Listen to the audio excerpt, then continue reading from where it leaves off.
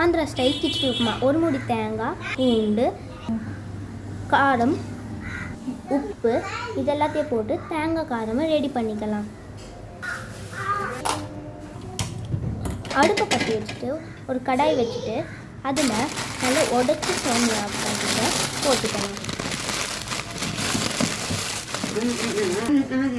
போட்ட பிறகு இதை நல்லா ப்ரௌன் கலரில் வர வரைக்கும் வறுத்து எடுத்துக்கலாம்.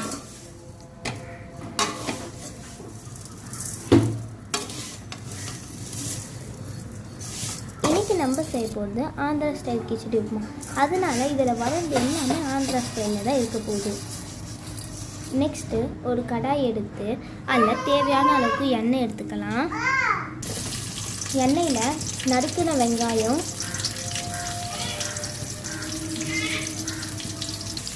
போட்டு நல்லா வறுத்து எடுத்துக்கலாம்.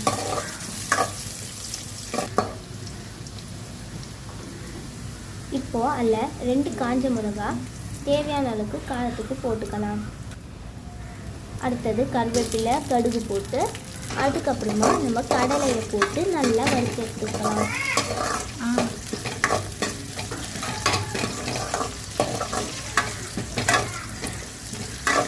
இப்போது இது நல்லா வறுத்து எடுக்கிறதுக்கு நல்லா பொன்னிறமாக இது வந்துடும். இதோ இதை விட கொஞ்சம் ப்ரௌனாக வரலாம். இப்போது இந்த மாதிரி நல்லா ப்ரௌன் கலரில் வந்த பிறகு இல்லை நம்ம தண்ணி ஊற்றிக்கலாம். தேவையான அளவுக்கு தண்ணி ஊற்றின பிறகு கொஞ்ச நேரம் இதை கொதிக்க விட்டுடலாம். இதில் உப்பு சேர்த்து கொஞ்சம் கலந்து விட்டுக்கலாம். அடுத்தது நம்ம எடுத்து வச்சிருந்தோம்ல நீட்டான சேமியா, இதை இன்னும் நல்லா பொடி பண்ணிக்கலாம். இப்போது நம்மளுக்கு இந்த பதத்துக்கு சேமியாவோட தண்ணி ரெடி ஆகிடும். இதில் நம்மளோட சேமியாவை எடுத்து போட்டுக்கலாம்.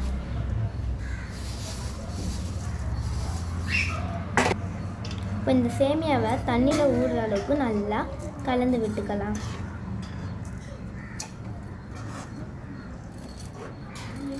பார்த்திங்கன்னா தண்ணியெல்லாம் இதுவாகிற அளவுக்கு கலந்து விட்டுட்டு மூடி போட்டு ஒரு 10 நிமிஷத்துக்கு வச்சிடலாம். இப்போ 10 நிமிஷம் கழிச்சு பார்த்திங்கன்னா நம்ம கிச்சடி இப்படி தான் இருக்கும். ஒரு தடவை நம்ம கலந்து விட்டுக்கலாம். இதோ பாருங்கள், நம்ம கிச்சடி ரொம்ப சூப்பராக இருக்குல்ல, ஆந்திரா ஸ்டைல் கிச்சடி. இது உங்களுக்காக ஆந்திரா ஸ்டைல் கிச்சடி. இந்த வீட்டில் நீங்களே இதை ட்ரை பண்ணி பாருங்கள்.